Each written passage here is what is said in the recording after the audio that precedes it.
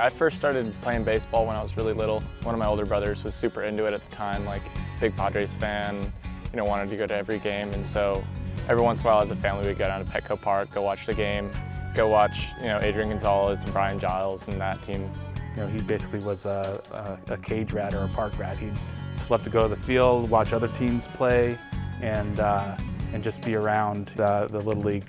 It was fun, being there with my friends. It was just like that extra connection I needed with my friends that, made us really close. After Little League, Spencer Jones played at La Costa Canyon High for a coach he'd known for years. I've been coaching Spencer off and on probably since he was 8 years old. He definitely taught me a different part of the game as far as like respecting it.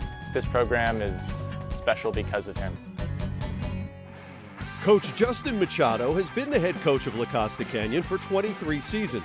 He has more than 500 wins in his coaching career, and he has sent countless players to play college baseball. But Mickey Moniak, the first overall pick in the 2016 June MLB Draft, reminds him of Spencer, and MLB scouts also took notice. Spencer got to learn a lot from Mickey. He got to play with him as a freshman, and he got to experience all those scouts being here on a daily basis. Mickey Moniak was on the field, when he was a freshman, so that brought a lot of scouts to the park. A lot of them kind of seeing Spencer for the first time.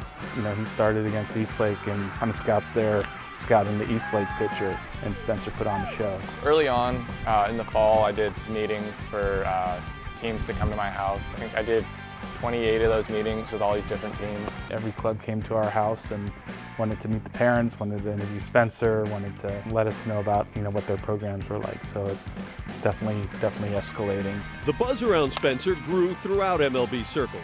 A first baseman and pitcher, MLB.com called Spencer one of the best two-way players in the 2019 draft class.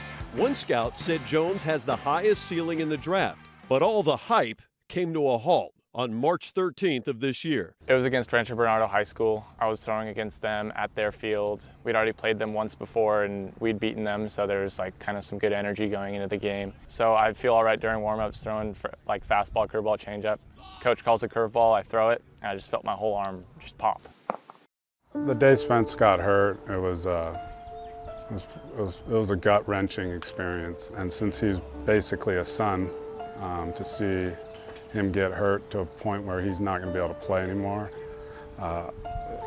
it was devastating. After the game and walking out to the car, and he was walking towards the bus, and he's like, can you pick up my bag for me?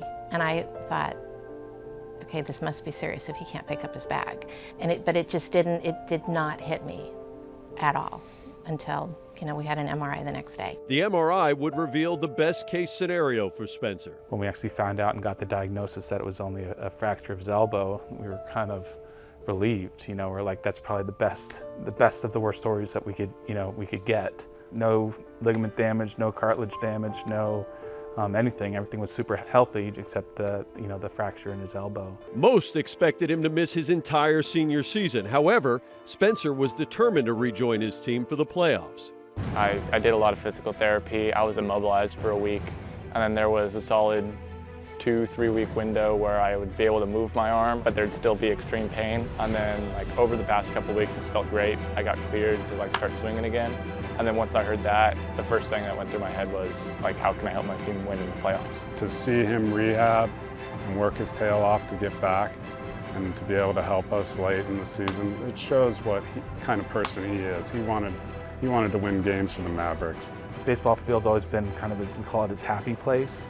Because when he steps onto that field, he's always got this perpetual smile. It's like that's where he has fun. I feel like it meant a lot to my teammates for me to come back and play, just to show them I was still there for them, even though I wasn't really there the whole season. Before the injury, Jones was projected to go on day one of the MLB draft, but the injury caused him to drop to the 31st round to the Angels. However, all along, Spencer knew where he wanted to play next season. I committed to Vandebilt University because I loved the coaches, I loved the program, I liked what they had going with them for the academics as well as the sport. Spencer was just so excited about being there, and Spencer's like, stop the car, you know, and wanted to get out and climb a ladder in the back of Hawkins Field so he can look in and you know, look at the Vandebilt field. It was obvious after visiting those other schools how special Vandebilt was, you know, to Spencer. That was like the only visit that truly resonated with me and what the coaches said, all these different things. I was just so excited to be there. Spencer will join the #1 recruiting class in the country at Vanderbilt this fall.